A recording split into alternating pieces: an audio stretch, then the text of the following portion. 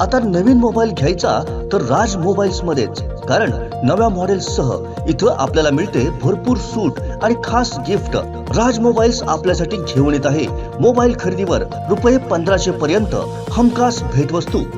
Vivo, Samsung, Redmi, OnePlus, iPhone, Oppo, Realme, Poco premium segment कंपनीचे mobile ready stock मध्ये उपलब्ध.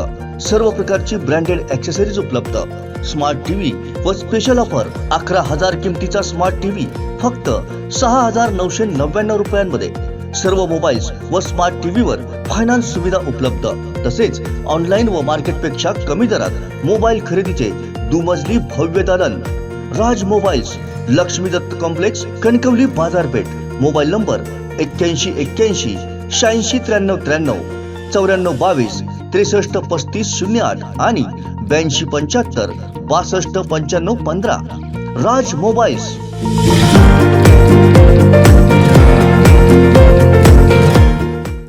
वैभववाडीत एका पेशंटला रुग्णवाहिका न मिळाल्यानं माजी सभापती जयेंद्र रावराणे यांनी तीव्र शब्दात नाराजी व्यक्त करत पेशंट दगावला तर जबाबदारी कोण घेणार असा सवाल केला आहे. रावराणे साहेब, आज एडगावमधील एक रुग्ण आणलेला होता आणि त्याला इथे सरकारी रुग्णालयात दाखल केलेलं होतं. मात्र त्याची प्रकृती चिंताजनक असल्याने त्याला इतर ठिकाणी म्हणजे परजिल्ह्यात हलवण्यासाठी डॉक्टरांनी सल्ला दिला होता. मात्र त्याला रुग्णवाहिका उपलब्ध झाली नाही. नेमका काय प्रकार झाला होता, काय याबद्दल माहिती? यामध्ये एडगावचे एक गरीब म्हणजे अतिशय गरीब असलेली एक ग्रस्त हार्टच्या याने आजारी झाली, म्हणून आपल्या वैभववाडीतील ग्रामीण रुग्णालयामध्ये त्यांना आणलं गेलं. त्यापूर्वी ती काल ह्याच्यात गेली होती डॉक्टर मराठेकडे, पण मराठीने मोठ्या हॉस्पिटलचं नाव सांगितल्यामुळं आणि त्यांची आर्थिक परिस्थिती 10 रुपयाची सुद्धा नसल्यामुळं त्यांना इथे CPRचा सल्ला आम्ही दिला होता. म्हणून ते लोक सगळी या ठिकाणी इथे आली. प्राथमिक ग्रामीण रुग्णालय वैभववाडीमध्ये तिला ॲडमिट केली. ॲडमिट केल्यानंतर डॉक्टर धर्मेने सांगितलं की पेशंट हलवायला पाहिजे. जिल्ह्यामध्ये आपल्या हार्टच्या पेशंटच्या संदर्भात ऑपरेशनची कोणत्याही प्रकारे कुठेही चांगली व्यवस्था नसल्याकारणानं पेशंट CPRला न्यायचं फायनल केलं. परंतु CPRला पेशंट फायनल केल्याच्या नंतर त्या ठिकाणी डॉक्टर धर्मेंकडे आम्ही ॲम्ब्युलन्सची मागणी केली, कारण ॲम्ब्युलन्स द्या म्हणून 101 ॲम्ब्युलन्स मागणी केल्यानंतर धर्मेने आम्हाला सांगितलं तुमच्या DMC बोलावं लागेल, म्हणून आम्ही DMC बोललो. DMC बोलल्यानंतर DMचा फोन लागत नव्हता आणि DMनी पहिल्याच फोन केला आणि आज रविवार आहे, पेशंट काय गाड्या बिड्या काय मिळणार नाही म्हणून सांगितलं. म्हणून मी डायरेक्ट भोजे साहेब ओरजचे म्हणजे मेन त्यांना फोन लावला आणि त्यांना सांगितलं. ते म्हणाले ताबडतोब तुम्ही CPRला नेणार असाल तर ताबडतोब न्या, समजलं काय. आणि त्यानंतर त्यांना आम्ही लगेच धर्मे डॉक्टरांकडे आलो की डॉक्टर साहेबांनी सांगितलं. तर डॉक्टर धर्मे म्हणाले तुम्हाला यांच्याशी बोलावं लागेल, झोनल ऑफिसरशी बोलावं लागेल. मग आम्ही पहिले जे बोललो तो विनायक पाटीलशी बोललो. विनायक पाटीलने मला काय देणं घेणं नाही आहे, मी काय गाडी देऊ शकत नाही आहे, पेशंट तुम्ही कधी पण फोन करत बसता आणि असं हे करता ते करता, असं उद्धटगिरी, आणि मी काय गाडी देणार नाही अशा प्रकारचं त्यांनी स्पष्ट वातावरण केलं. म्हणून त्यांच्या वरचे अधिकारी जे आहेत ते संग्राम मोरे म्हणून त्यांना फोन केला, तेही असेच बोलायला लागले तुम्ही आधी कुठे पेशंट नेणार ते सांगा आणि मग पेशंट नेल्याच्या नंतर आमच्याकडे सहीला या, सही दिल्यानंतर मग आम्ही ठरवणार.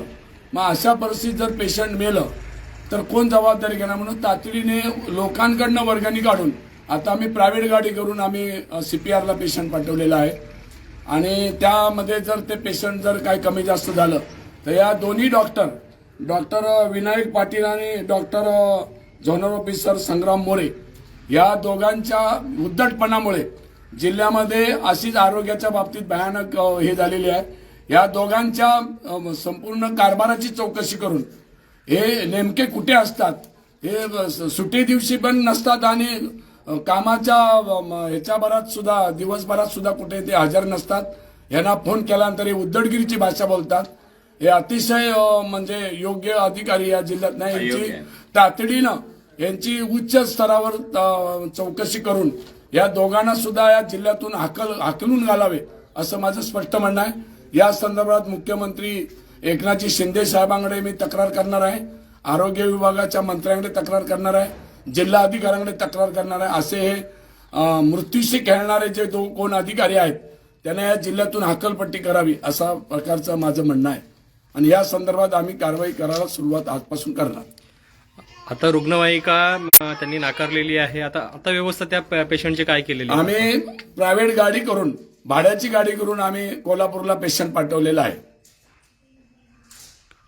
आणि हे जर पेशंट उद्या दगावलं तर या 2 अधिकाऱ्यांच्या घरात नेऊन त्यांच्या बायका मुलांना बसवणार. हे सरकारी यंत्रणा, ही स्वतःच्या मालकीची यंत्रणा असल्यासारखे जे अधिकारी जे वावरत आहेत आणि बोलण्याची पण पद्धत नाही, बेसुमार उद्धटगिरीचं बोलणं यांचं आहे. मी स्वतः एक जिल्ह्याचा माजी वित्त बांधकाम सभापती म्हणून मी त्यांच्याशी रिस्पेक्टिव्ह बोललेलो आहे, तरी सुद्धा त्यांची दादागिरीची भाषा आणि हे उपलब्ध नाही, ते उपलब्ध नाही, इकडे सहीला या, तिकडे सहीला. एक तर अधिकारी काहीतरी बाहेर पर जिल्ह्याचा आहे, तिथे जाऊन सही कोण आणणार, तोपर्यंत पेशंट मरेल. अशा प्रकारच्या दोन्ही अधिकाऱ्यांना तातडीने यांची चौकशी करून यांच्यावर योग्य ती कारवाई व्हायला पाहिजे. नसेल तर आम्ही जिल्हा अधिकाऱ्यांच्या, तहसीलदारांच्या समोर या पुढच्या सोमवारी आम्ही आंदोलन करणार. यांच्यावर कारवाई नाही झाली तर आम्ही ह्या पेशंटबद्दल असं झालं तर अनेक पेशंटबद्दल हे असेच उद्धटगिरीने वागतात. बरीचशी चौकशी केल्यानंतर यांची वागणूक बरोबर नाही आहे. हे म्हणजे अतिशय फोन करणाऱ्याला काहीतरी दमदाटीशिवाय बोलतच नाही, अशा प्रकारचे हे अधिकारी आहेत. म्हणून यांची चौकशी जिल्हा स्तरावर आणि मंत्री महोदयांच्या मार्फत यांची चौकशी करणार.